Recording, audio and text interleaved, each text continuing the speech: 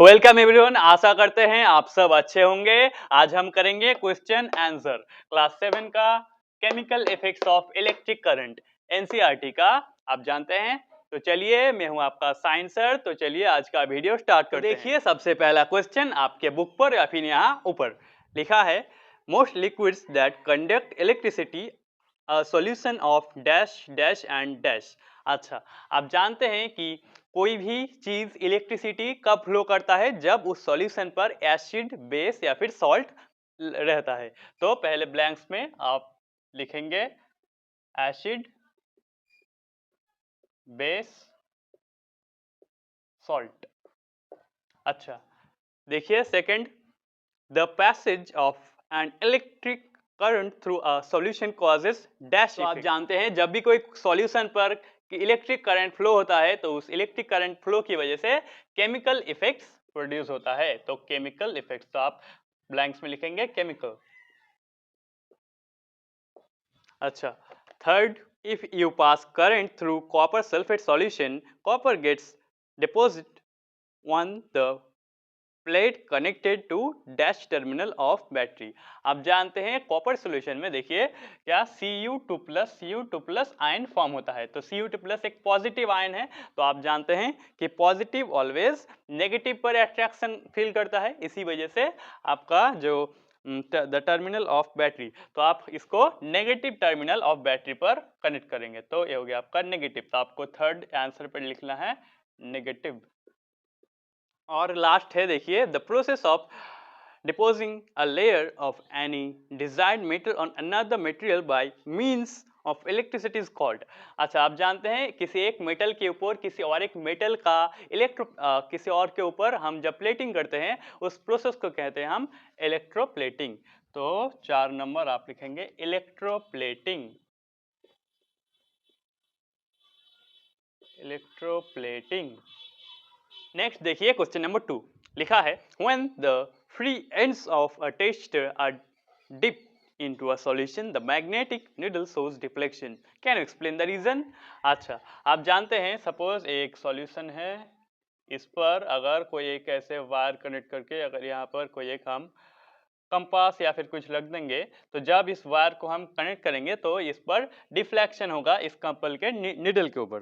तो ऐसा डिफ्लेक्शन क्यों होता है? एज वेल नो, आप जानते हैं कि जब कोई भी वायर पर इलेक्ट्रिक करंट फ्लो होता है तो उस पर एक मैग्नेटिक फील्ड प्रोड्यूस होता है। उस मैग्नेटिक फील्ड की वजह से ही वो मैग्नेटिक जो नीडल होता है डिफ्लेक्शन शो करता है। तो इसे ही हमने लिखा है, आप नोट कर लीजिए, the solution is a good conductor of electricity, so the wire produces a magnetic field so that the magnetic needle shows deflection। 3 number question देखिए, बहुत इजी है। लिखा है, name 3 liquids which when tested in the manner shown in FIG 11.9 may cause the magnetic needle deflect। अच्छा, देखिए जब ऐसा same इस सॉल्यूशन पर जब ऐसे दो वायर कनेक्ट रहेंगे, और यहाँ पर देखिए इस पर क्या डिफ्लेक्शन होगा, तो ऐसे कौन से सॉल्यूशंस की वजह से ये डिफ्लेक्ट हुआ, 3 लिखना है।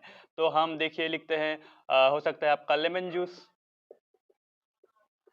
लेमन जूस एक क्या होता है, एक एसिड होता है, एसिड की वजह से इस पर डिफ्लेक्शन हो सकता है। अच्छा, फिर हो सकता है आपका विनेगर, विनेगर पर भी हो सकता है।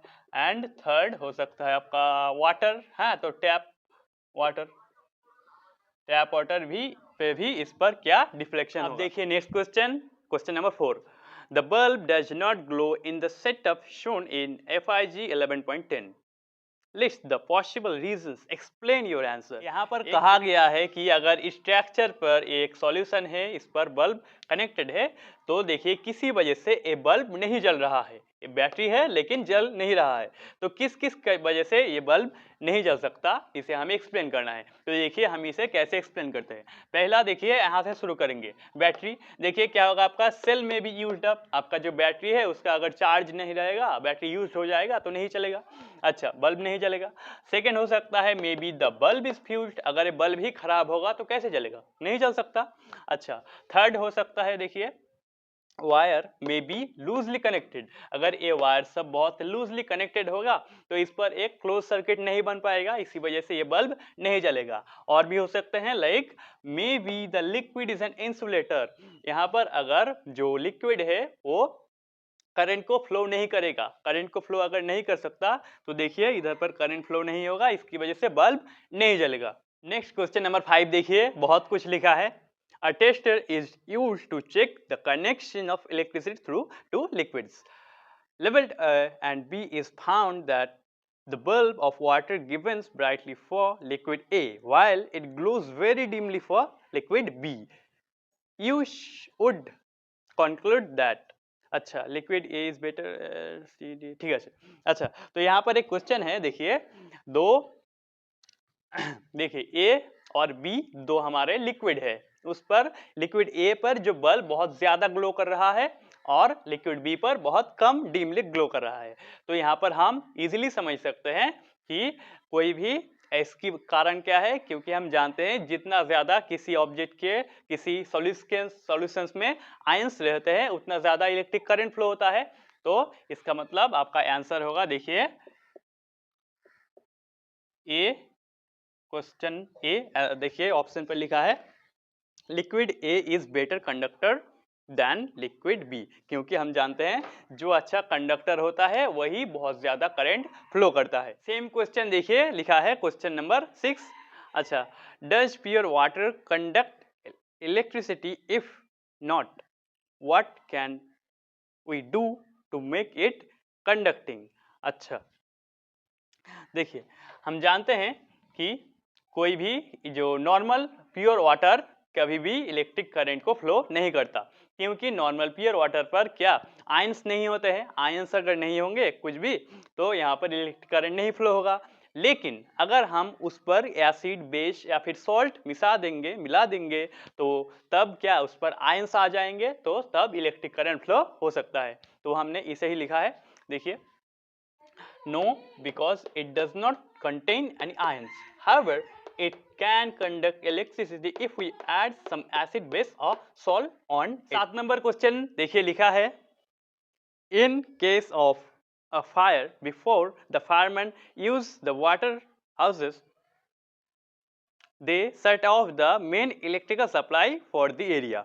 Explain why they do this. अच्छा, आप जानते हैं जब भी कोई किसी एरिया पर आग लग जाता है या फिर कोई तो क्या जो पाइप यूज करने से पहले, वाटर यूज करने से पहले बहुत उस एरिया का इलेक्ट्रिक करंट के सप्लाई को शट ऑफ किया जाता है। तो क्यों किया जाता है जानते हैं कि देखिए जो नॉर्मल प्योर वाटर होता है एक इलेक्ट्रिसिटी का कंडक्टर होता है, इसकी वजह से अगर वहां पर कोई पीपल रहेगा, कोई इंसान रहेगा तो उस पर क्या इलेक्ट्रिक शॉक लग सकता है या फिर किसी और डैमेज हो सकता है, तो इसकी वजह से उसको शट ऑफ करना पड़ता है, बंद करना पड़ता है। इसे हमने लिखा है the fireman shut off the main electrical supply for the area to save people from electric shock and other damage. 8 number question देखिए, a child staying in coastal region tests the drinking water and also seawater with his taster. He finds that the combustion needle deflects more in the case of seawater. Can you explain the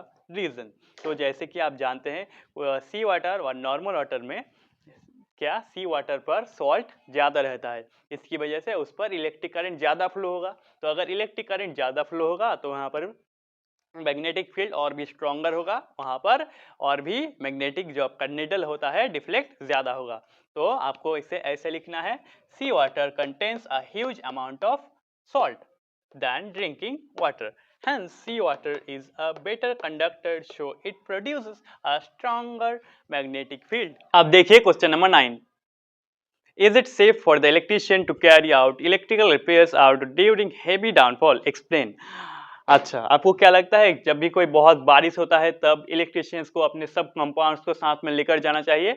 जी नहीं, साथ पर नहीं ले जाना चाहिए, क्योंकि जब आप जानते हैं किसी भी इलेक्ट्रिक कंपाउंड्स पर जब वाटर गिरता है तो वहां पर बहुत ज्यादा डैमेज हो सकता है उस कंपाउंड पर। इसकी वजह से आपको no, because rain water is a good conductor of electric current so it may damage the repairs of the electricians.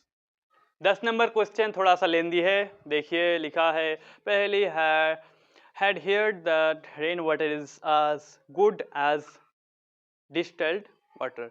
So she collected some rainwater in clean glass tumbler and tested using a tester. To her surprise, she found that the compass needle showed deflection. What could be the reasons? अच्छा, rain water एक अच्छा water होता है, लेकिन उस पर पहेली ने देखा कि कंपास नीडल डिफ्लेक्शन होता है। क्यों होता है? अच्छा, रेन वाटर देखिए नॉर्मली क्या प्योर वाटर होता है, लेकिन जब एयर पोल्यूशन से जब कनेक्ट होता है नॉर्मल वाटर, तब एक एसिडिक सॉल्यूशन फॉर्म करता है, उसे हम एसिड रेन कहते हैं। उस एसिड रेन पर जब हम ऐसे देखेंगे तो मैग्नेटिक नीडल डिफ्लेक्शन होगा। तो उसको आपको ऐसे एक्सप्लेन करना है, as we know rain water is a pure water, but when it mixed with air pollution it forms acidic solution which is a conductor of electricity, so the magnetic needle gets deflected. Question number 11 is, prepare a list of objects around you that are electroplated. Electroplated रहता है ऐसा कुछ objects को आपको लिखना है। आप लिख लेंगे, अच्छे से लिखेंगे, हमने सिर्फ एग्जांपल दिया है। लिखा है हमने साइकिल रिम आप जानते हैं एक इलेक्ट्रोप्लेटिंग रहता है इस पर। अच्छा, नेल्स, आपके नेल्स पर भी इलेक्ट्रोप्लेटिंग करा रहता है, उसकी वजह से बहुत अच्छा दिखता है। अच्छा, नट बोल्ट्स पर भी इलेक्ट्रोप्लेटिंग रहता है, इसे हम यूज करते हैं। अच्छा, और मेटल डोर्स देखेंगे आप, जो डोर बहुत ज्यादा ही साइन करता है क्योंकि उस पर इलेक्ट्रोप्लेटिंग रहता है। नेक्स्ट क्वेश्चन देखिए, बहुत लेंदी क्वेश्चन है, इतना ज्यादा क्वेश्चन आपको नहीं पढ़ना है, हम इसे शॉर्ट पर एक्सप्लेन कर देते हैं। देखिए यहाँ पर क्वेश्चन है कि जो यहाँ पर एक इम्प्योर और एक प्योर कॉपर है, ठीक है, तो इसको हम किस पर, बैटरी को किस पर पॉजिटिव में किसको रखेंगे, इम्प्योर को रखेंगे या फिर जो प्योर को रखेंगे।